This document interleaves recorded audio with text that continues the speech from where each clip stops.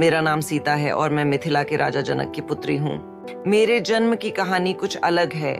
मैं धरती के भगवान से उठी हूँ, इसलिए लोग मुझे धरती पुत्री भी कहते हैं। मेरे पिता राजा जनक को एक दिन खेत में हल चलाते समय मुझे प्राप्त किया था और तभी से मैं उनकी लाडली बेटी रह रही हूँ।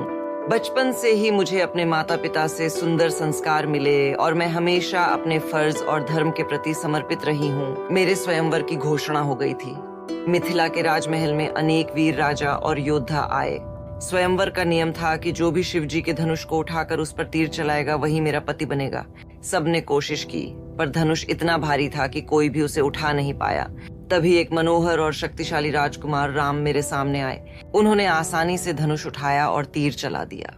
मैं उनसे प्रभावित थी। उनकी मर्यादा, विनम्रता और वीरता ने मेरे हृदय को छू लिया था।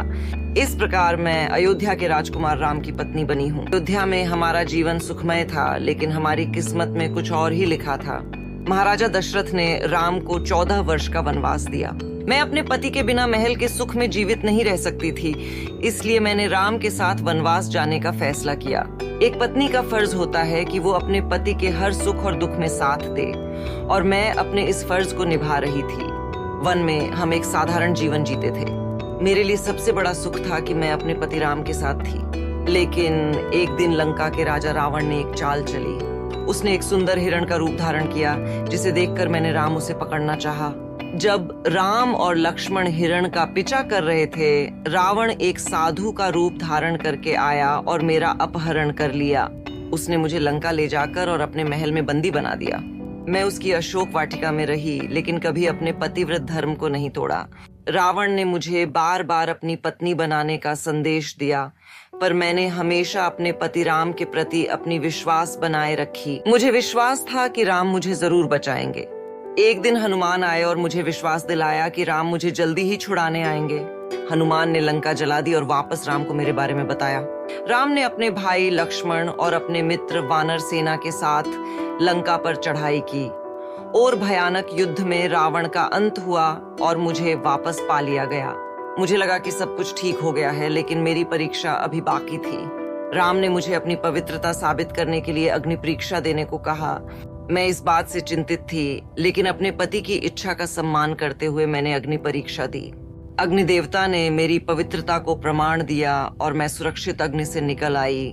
राम ने मुझे स्वीकार कर लिया, लेकिन मेरे जीवन के कुछ दिनों का अंत अब तक नहीं हुआ था। जब हम अयोध्या वापस आए, तब कुछ लोगों ने मेरी पवित्रता पर सवाल उठाए।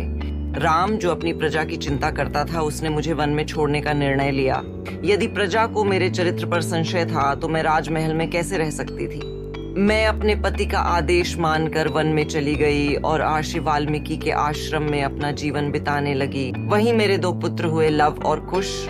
मैं अपने पुत्रों के साथ अपने नए जीवन को जीने लगी, लेकिन मेरे मन में अपने पति राम के प्रति प्रेम कभी कम नहीं हुआ। मेरे पुत्र बड़े हुए और बहादुर बने।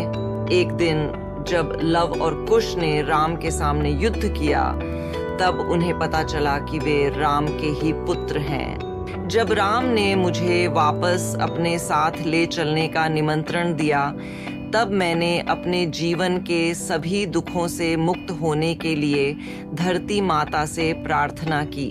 धरती ने अपने को खोला और मैं उसके भगवान में हमेशा के लिए समा गई।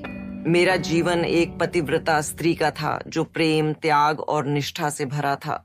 मैंने हर परीक्षा को अपना धैर्य और समर्पण से पार किया, और आज भी मेरी कहानी लोगों के बीच एक आदर्श बनी है।